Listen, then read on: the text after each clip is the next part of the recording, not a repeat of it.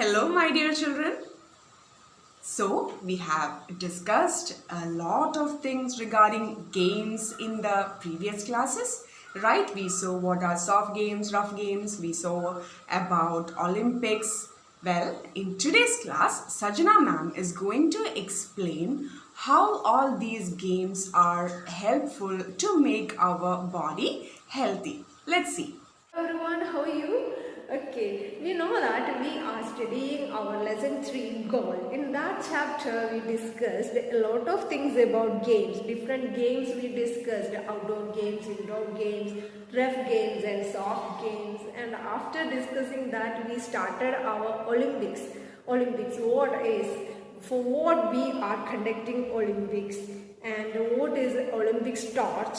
And also we discussed actually the Olympics is conducting to maintaining peace among the world, and each ring of Olympic symbol represent each continent.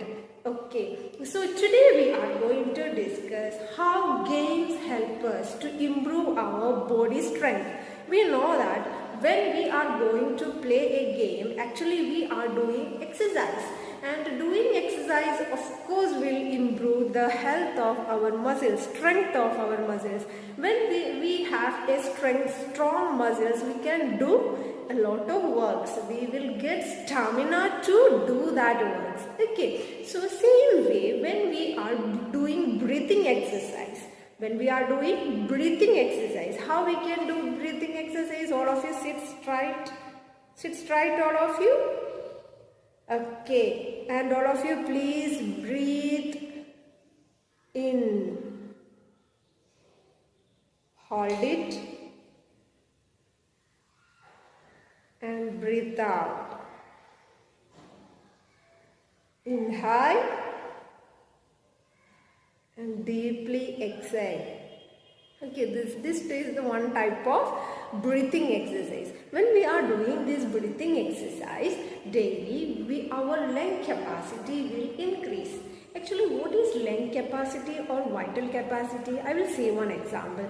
You know that when we are blowing balloons in our class, in any functions, we know that some of them can blow balloon in an easy manner and they can make that balloon bigger, isn't it? Yes, but some of them can't. Why? Because the exhale strength, the exhale capacity is different in different persons. Okay, that exhale capacity and the inhale air capacity depends on the strength of our lungs muscles. Okay, that exhale capacity is known as vital capacity. Clear? So, to improve that vital capacity, we have to do breathing exercise every day. Okay, so we know that there is one instrument to measure the vital capacity of a human being. It is known as spirometer. And also we know that when we are doing exercise, when we are running or when we are jumping, what happens?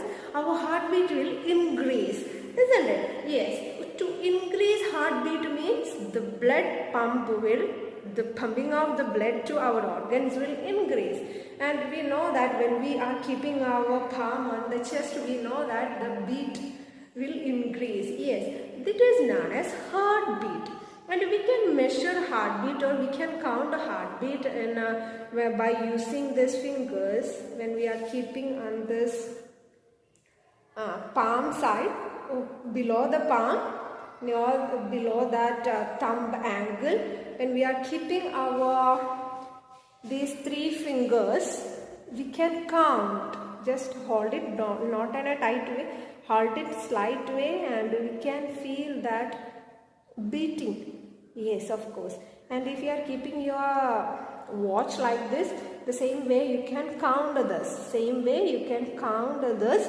How many times it is beating in 1 minute, like that. Okay, and that beating is known as pulse rate in 1 minute. The rate of heartbeat in 1 minute, pulse rate. That pulse rate is different in different persons according to the age and strength. Okay, so according to the age it will vary. Actually, for a normal human, it is 70 to 100. Okay, so normally it is 72 per minute. Heartbeat normal, pulse rate is 72 per minute. It will slight variation you can observe in according to the age. Okay, so here we studied some of the things. What are the things we studied? We studied exercise will increase the capacity of our muscles, and also that breathing exercise will increase the capacity of our lungs, and it will improve the vital capacity. And also there is instruments to measure the vital capacity of humans. It is known as pyrometer, and also we are using stethoscope to measure heartbeat. Okay, so that's all today's class, and just read that lesson. What all things we discussed about our lung capacity and all. Okay.